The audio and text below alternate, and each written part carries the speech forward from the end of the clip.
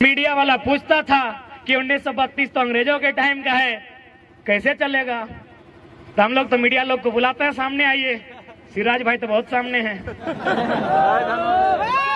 जोहार हजारी भाग बहुत सामने हैं, तो हम सामने बुलाते हैं, उनको आर्गुमेंट दलील प्रेजेंट करते हैं कि 1932 कहे नहीं चलेगा, कहे नहीं चलेगा। इसी देश में 1860 का कानून चलता है, 1932 कहे नहीं चलेगा भाई। ये जो बड़ा बाबू 107 की धारा लगाते हैं सर, 107 की धारा मारपीट के लिए, 307 कपार फाड़ने के लिए, 302 टपका देने के लिए, ये कब के कानून है? 1860 के कानून है। तो यदि इसी देश में 1860 के कानून चल सकते हैं तो 1932 कहे नहीं चलेगा भाई। यानी वो हुआ ना कि आप करें तो रास लीला, सर्व हम करें तो कैरेक्टर ढीला। गजब देश है भाई, गजब का स्टेट है मेरा। यदि आपको अंग्रेजों के कानून से इतना ही दिक्कत है तो चलिए अंग्रेजों को इस देश से बाहर करते हैं। सबसे पहले रेल की पटरी को उखाड़ फेंकते हैं। किसका है रेल की पटरी? अंग्रेजों की। एरोप्लेन किसका है? अंग्रेजों का। तो बोलिए इंडियन को कि कुछ नया अपना काम करें। अंग्रेजों का रेल चलेगा, हे मनोज दा, अंग्रेजों का रेल चलेगा, अंग्रेजों का एरोप्लेन चलेगा, अंग्रेजों का हथियार नहीं चलेगा। चलिए अब बोका का जैसा समझाते हैं, मुख्यमंत्री बोलते हैं ना, वो बोका हम लोग का डायलॉग कॉपी कर रहा है, एकदम बोका। झारखंडी लोग लेल्हा धेंधा बोका, एकदम बोका के स्टाइल में समझाते हैं खतियान का लड़ाई को। यदि एक बांस का टुकड़ा को लिया जाए, उस बांस के टुकड़ा को दो भाग में बांट दिया जाए, तो क्या दोनों का रंग बदल जाएगा? बदलेगा नहीं ना। क्या दोनों का गुण बदलेगा? क्योंकि दोनों बांस कभी एक ही बांस था, दोनों बस अलग अलग फाड़ा हुआ है। तो ठीक उसी प्रकार हम भी बिहार से न फाड़ा हुए हैं। तो पता कीजिए बिहार में कौन कानून है।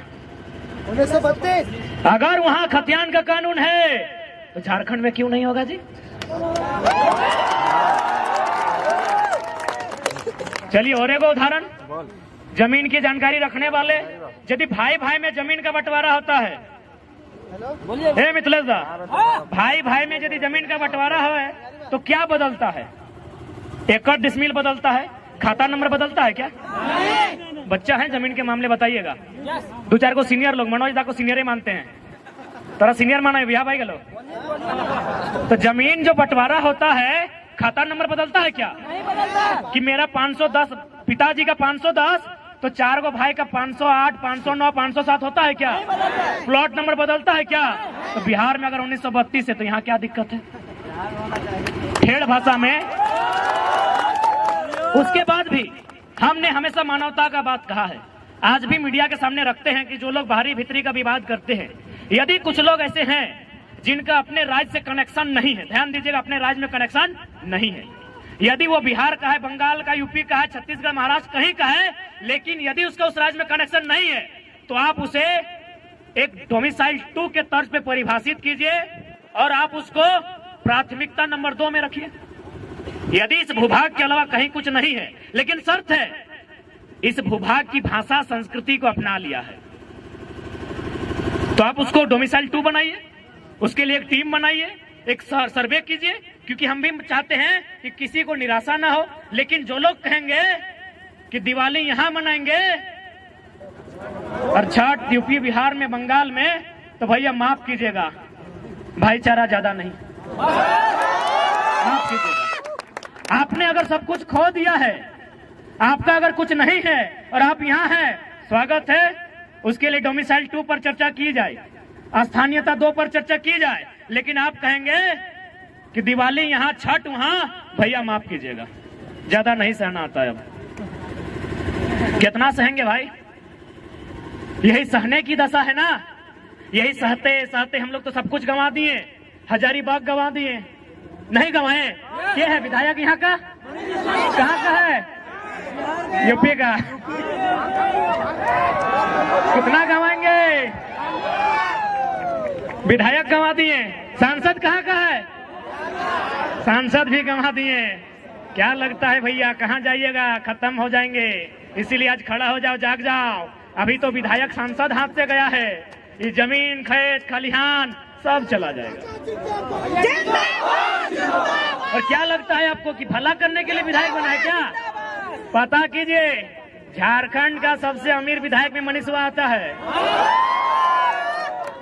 ये देखा कि हजारीबाग में टोल रोड नहीं है इसका विधानसभा में ना, ये जाके डुमरी का टोल प्लाजा इसी का है। पता नहीं है क्या? पता है ना, इसका टोल प्लाजा डुमरी में है, कुलगो वाला। क्या लगता है विकास करने के लिए आया है? दोनों हाथ में लड्डू खाने इन लोग यहाँ आया है। और हम खुले मन से कहते हैं, मीडिया बंधुओं के माध्यम से कहते हैं कि जिन लोगों को अपने राज्य में गन्ना छीलने के लिए रखा नहीं जाता, वो बनना यहाँ मंत्री बन के बैठा। अब आप कहेंगे कि अब पढ़ा लिखा लड़का हो गया, ऐसा बयान क्यों दिए? चलिए बताते हैं क्यों दिए। कि माननीय बन्ना को गन्ना छीलने लायक क्यों बताएं, बताते हैं। मीडिया बंधु ध्यान से रिकॉर्ड कीजिएगा।